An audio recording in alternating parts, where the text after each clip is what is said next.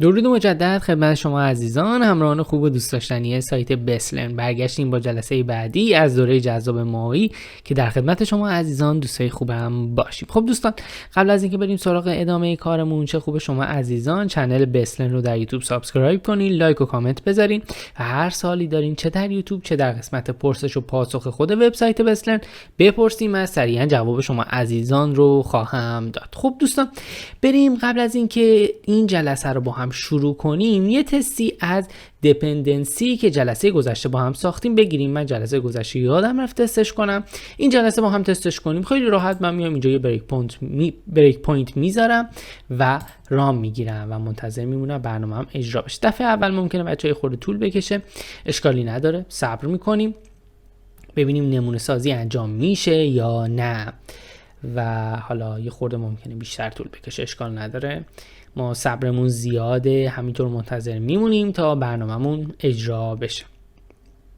خب میایم اینجا روی این کلیک میکنیم، میبینیم که یه سری اتفاقا اینجا افتاده. خیلی عالیه بچه، داره نال برمیگردونه. خب درسته، کاملا اشکالی هم نداره، باید نال برگردونه چون چیزی بهش پاس ندادیم. ولی اتفاقی که داره میفته اینه که اینجا نمونه سازی بچه انجام شده، وگرنه اینجا هیچی نباید برای ما برمیگردون. حالا من کانتینیو رو میزنم، میریم توی برنامه‌مون. خب حالا مثلا من میام اینجا یه سری چیزام اد میکنم، اینجا مثلا میگم علی، خب ادو میزنم، مثلا میگم کیان.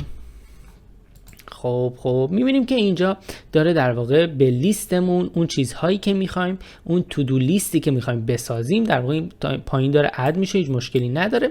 باید بریم سراغ این باتن دیلیتی که اینجا داریم و داره نمایش داده میشه ولی هیچ کاری نمیکنه، فقط و فقط داره نمایش داده میشه. بریم سراغ پیاده سازی این باتن دوست داشتنی خودمون که دیلیت هم پیاده سازی بکنیم با هم دیگه. برای شروع کارمون اول از همه برنامه خودمون رو از حالت ران در میاریم. بله بچه ها، کمربند ایمنی خودمون رو میبندیم. خب شوخی میکنم، یه خورده جو برنامه عوض بشه. میایم داخل در واقع ویو مدل خودمون، این عزیز دلی که جلسات گذشته با هم پیاده سازیش کردیم و خیلی هم دوستش داریم، خیلی براش احترام قائلیم بچه ها. این پایین میایم یه دوتا اینتر میزنیم و حالا خب یه خورده کند پیش میره، اشکالی نداره.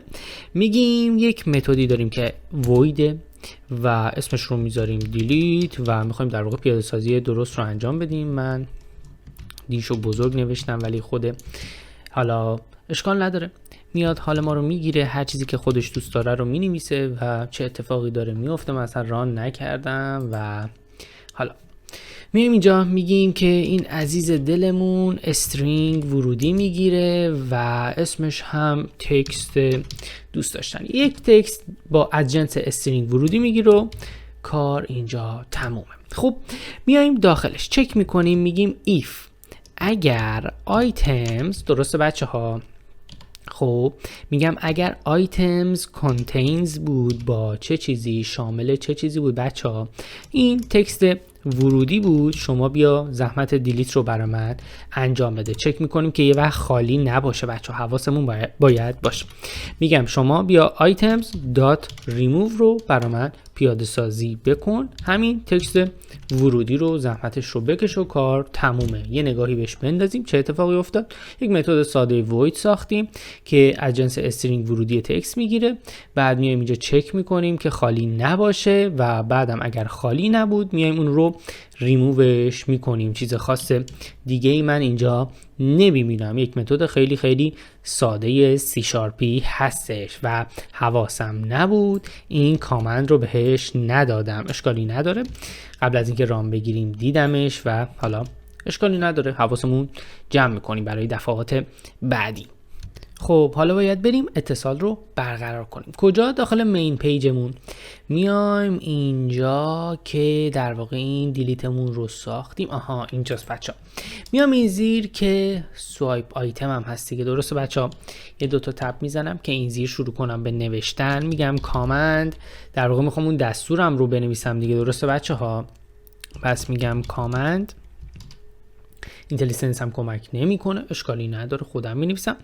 میگم مساوی با چه چیزی، در واقع به این شکل حواسم هست همه چی درست باشه، بریس باز و بسته و این رو داخلش حالا قرار میدیم. میگم بایندینگ کن، شما در اون اتصال رو برای من برقرار کن. نگاه کنیم بچه، اینجا که اومدیم بایندینگ کردیم، در واقع اینجا آیتمز خودمون رو روی سورسی که قرار دادیم گفتیم بایندینگ آیتمز دیگه، درسته؟ یه استرینگ هم گرفتیم که داریم ازش استفاده میکنیم. خب پس من اینجا میام به این شکل اتصال خودم رو برقرار میکنم. میگم بایندینگ سورسی که داری استفاده میکنیم. خب سورسی که داری استفاده میکنی به این شکل و من بچه دارم حواسمو جمع میکنم که همه اینا رو درست بنویسم. میگم relative، نمیدونم چرا اینتلیجنس بچه اصلا کار نمیکنه، کمکم نمیکنه. حالا میگردیم مشکلش رو پیدا میکنیم. میگم relative source و حالا اگر اشتباه نکنم بذاری من یه نگاهی بندازم ببینم چرا اینتلیجنس کمک نمیکنه. میگه a value of type string cannot be. خب الان ما مشکلی نداریم اصلا.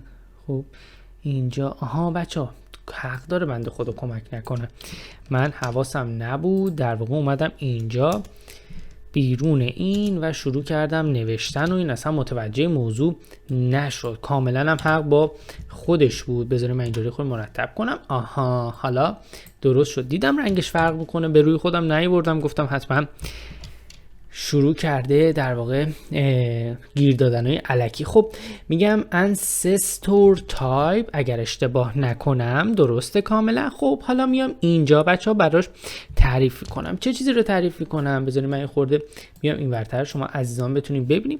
میگم در واقع ایکسی که دارم، میگه خب میگم در واقع تایپش که مشخص همون تایپ بالایی که به شکل استرینگ داریم ازش استفاده میکنیم. میگه اوکی. میگم ویو مدلی که میخوام ازش استفاده کنم در واقع بذاری من نگاه کنم. میگم ویو مدلی که میخوام ازش استفاده کنم باید نامشو بچه بهش بدم. میگم که همین مین ویو مدل من هستش. تا اینجام درست بچه ها؟ خب حالا بذاریم من یه خورده دیگه بکشم اینور شما عزیزان ببینید. میگم یه دونه پس هم نیاز داریم ما اینجا، این پسی که قراره بهش بدم و این پس من برابره با چه چیزی؟ بذاریم من ببینم این کجا رفت. خب اشکالی نداره. میگم یه پسی هم من اینجا دارم که مین ویو مدلم رو نوشت. خب اومد اونا رو پاک کرد دوتا به این شکل و این پسی که میخوام ازش استفاده کنم بچه ها اگر ما رو اذیت نکنه من اینجا پیاده سازیش میکنم، خیالتون راحت، اصلا نگران نباشین. اسمش چیه بچه ها؟ delete command که میایم ازش به این شکل اینجا استفاده میکنیم. حالا به رئیسم میبندیم، میایم اینجا. خب میریم خط بعدی. میگم کامن. بچه من تو نوشتن اینا انقدر استرس دارم که اشتباه ننویسم، همش چک میکنم، واسه همین هی حالا یه بریس رو جا میذارم، بیشتر چکش میکنم، بیشتر جا میذارم. خب میگم اینجا شما بیا بایندینگ کن و بذاری من اینجا آها بایندینگ رو انجام بده. یه دات میذارم. چرا بچه ها؟ چون اینجا اگر دقت کرده باشین گفتیم یک دونه در واقع بایندینگ داریم، همین آیتمز، و اینجا هم همین یه دونه استرینگ میگیره دیگه. اینم از همون نمونه است دیگه، نیاز نداریم دوباره بیایم براش معرفی خاصی انجام بدیم. سیوش میکنیم، برنامه‌مون رو رام میگیریم، تست کنیم ببینیم این همه نوشتیم با این حجم از استرس که درست نوشتیم یا غلط، اصلا درست کار میکنه یا نه. امیدوارم که ضایعم نکنه، پیش شما عزیزان ضایع نشم و کاملا درست کار بکنه. خب بذاریم برنامه‌مون اجرا بشه. relative source ancestor type. خب به نظر که درست میاد. ببینیم که داخل برنامه چه اتفاقی میفته. میایم داخل برنامه‌مون هم یه تست ریز میکنیم اگر اجرا بشه. من هر سری میگم دفعه اول یه خورده طولانی اجرا میشه، دفعات بعد که دوباره رام میگیرم میبینم بیشتر از دفعه قبل زمان میبره تا اجرا بشه. و حالا دیگه آخراشه بچه ها. آها اجرا شد. خب میایم اینجا تستش میکنیم. مثلا میگم کیان ادو میزنم، میگم مثلا بذارین اسمای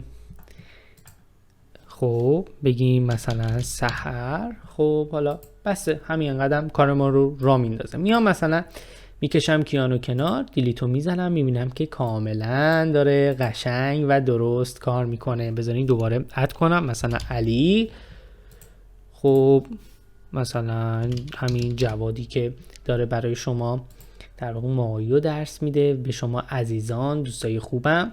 خب میایم جواد رو دوباره پاکش کنیم، میبینیم که کاملا بچه ها داره درست و عالی کار میکنه. پس ما اومدیم خیلی شیک و تمیز کدهای مربوط به دیلیت رو نوشتیم و بعد اینجا اومدیم بایندش کردیم. کجا نوشتیم بچه ها؟ داخل در واقع من یادم رفت کجا نوشتم. خب بچه ها اومدیم اینجا نوشتیمش، یک متد بسیار بسیار ساده C#. بعد داخل مین پیجمون اومدیم بایند رو انجام دادیم که کار بسیار راحتیه و دیدیم که خیلی تر و تمیز و شیک داره دیلیت رو برای ما انجام میده. امیدوارم که از این جلسه هم لذت برده باشید و مورد رضایت شما عزیزان قرار گرفته باشه. جلسه بعدی رو با من همراه باشین. تا جلسه بعدی شما عزیزان رو به خدای بزرگ میسپارم. خدا نگهدار.